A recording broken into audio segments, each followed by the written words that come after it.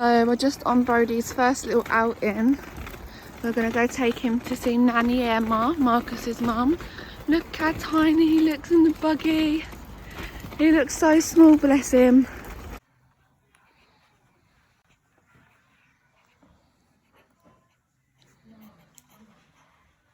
Hello and welcome back to my channel, and if you're new, I'm Amy. Today's video is my postpartum video. So I'm currently 8 days postpartum. So Brody turned a week old yesterday, which I think is absolutely crazy. We're currently on the 10th of May today.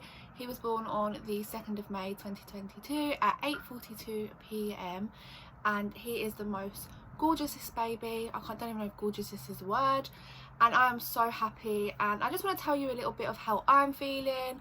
I'm going to give you some information about the baby and how we're both doing in general.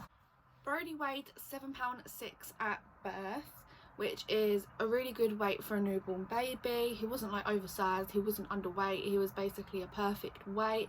Even though when people see him in person they think, how is he a 7.6 baby, he is tiny, but then like in photos and stuff he looks quite big. It's really crazy, but he is so small. Hello, are you looking at mummy? Are you looking at mummy? He's got really long fingers. He gets that from me. He's also got long toes, which he gets from me. But he's his dad's double. He looks exactly like his dad. He also looks very much like Jayden, obviously because they're brothers, they're full brothers, so they're gonna look very much alike. But if you look at photos of Jayden as when he was a baby, they're literally really similar. Brody is a breastfed baby, so he has breast milk. However, I don't give it to him straight from the boob. I prefer to express. The reason I prefer to express is because it makes it easier for me if I'm going out to the shop or something and he wants a bottle, you know, instead of just whacking that out, I just get his bottle, because to me it just makes me feel more comfortable doing it that way.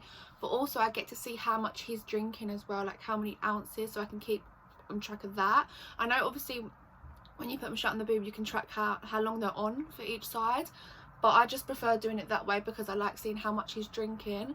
He's currently drinking between 2 and 3 ounces every 2 to 3 hours, which is really good for his age. He's hello. He really enjoys breast milk, so yeah, he loves the smell of it as well. You're probably thinking, how do you know he loves the smell of it? And that's because every time I put him in my chest he opens his mouth. So he loves his mummy's milk very much. So I'm going to show you a video of my belly when I was pregnant, and then I'm also going to show you a video of my belly now, because I want to show you in 8 days how much weight I've lost. It sounds weird, obviously I've had a baby, so I've lost his weight. I just want to show you what my belly looks like after having a baby, a week after, well 8 days after, technically a week. So I'm going to show you that now. So I am doing a voiceover because I used the video from my 39-week bump update, but here is my belly when I was pregnant. Obviously I had Brody at 40 weeks. He come on his due date, by the way, which is absolutely crazy because only 5% of babies come on their due date. But this was my bump, so I'm just going to show you.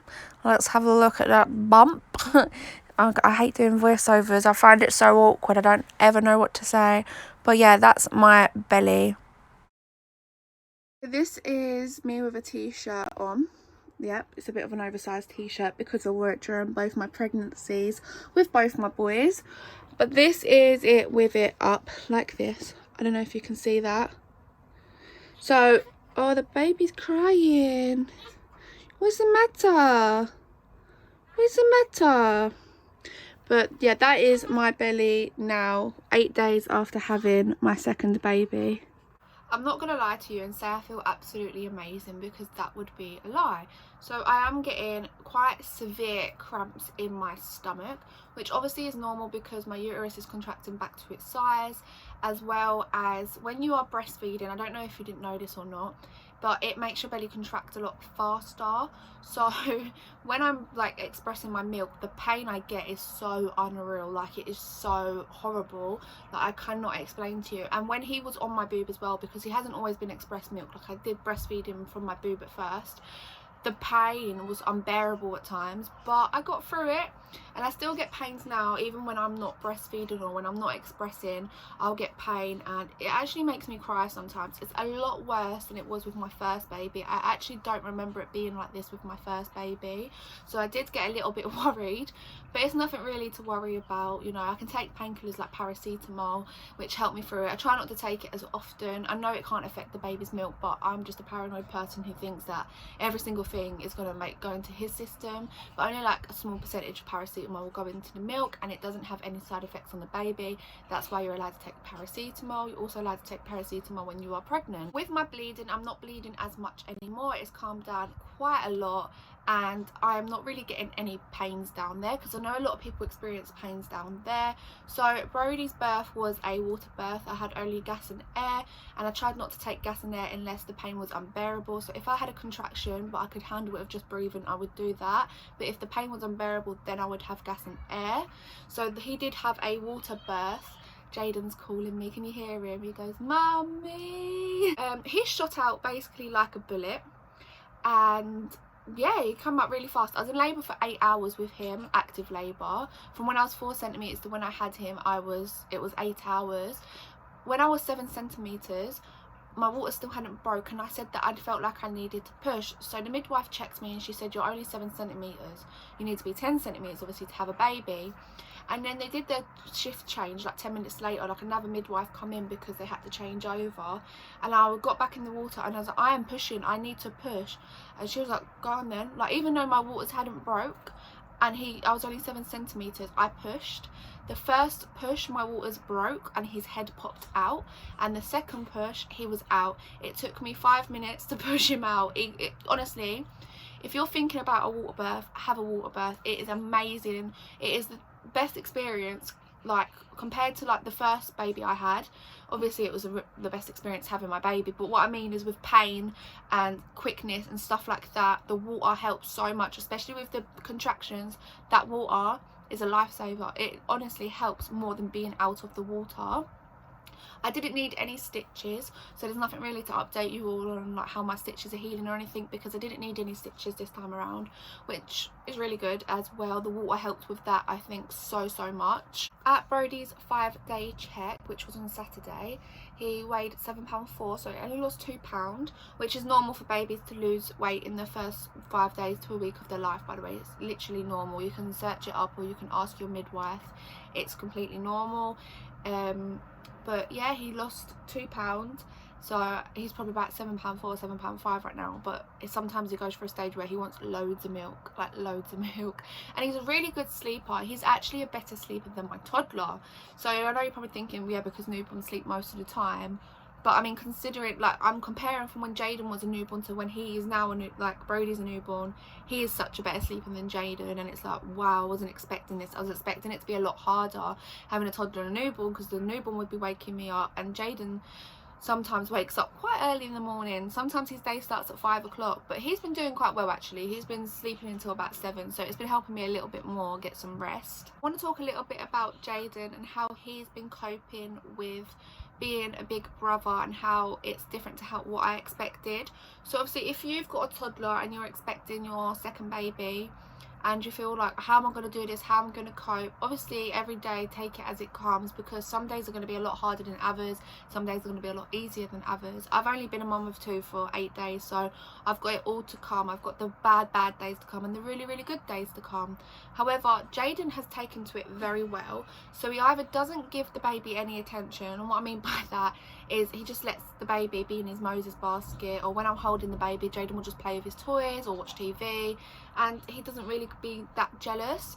And also, when I'm changing the baby's bum, Jayden likes to come over and get a baby wipe and wipe his belly for me, likes to help out, and he goes yuck to his umbilical cord. By the way, he still has his umbilical cord on, it hasn't fallen off yet, and he's 8 days old, but it can be 8 to 10 days I think they said, but anyway, I can't remember. Jayden's fell off at 7 days. Jayden also likes to tell the baby to shush, but in a nice way. So when the baby's in the buggy and he starts crying, Jayden goes shh, shh, and he tries rocking the buggy, but we can't let him rock the buggy because he does it too hard. So we just try to teach him to do it nice and gentle. And obviously we don't leave them both unattended at the same time. Like, they're not in a room on their own, you know, because yeah, Jayden will try to pick up that baby.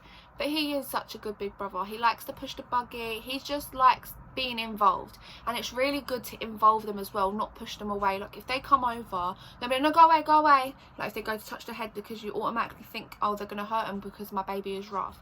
You need to teach them and stuff like that, and let them interact and let them help you with the baby, and that way they won't really be jealous. Jayden does have a jealous streak though. I'm not saying, oh, he's absolutely perfect, because he does get jealous sometimes. For example, the other day I was feeding the baby a bottle and Jayden got one of his toys and threw it at my head because he wanted my attention. He was trying to get cuddles from me, and I couldn't cuddle him and feed the baby at the same time. So I was trying to get Jayden to come over and help me, but he had that moment where he had a jealous streak, and it does happen. But you just got to try your best to teach them and let them be involved as much as possible. I don't know what else to update you on. Sorry, my hair looks a mess. I just moved out of the baby's way. But that's it for today's video. If you liked it, please give it a thumbs up. Make sure you subscribe and keep yourself notified for future videos. But for now, we say, what do we say? You're going to teach it. Oh, he's going to fall. Sorry, I'm really thinking of their heads, like I always have to support their heads, because you're meant to do that anyway. But we say adios. Say adios. Let me put you back so you're comfortable. I feel like he's not comfortable. We say adios, amigos.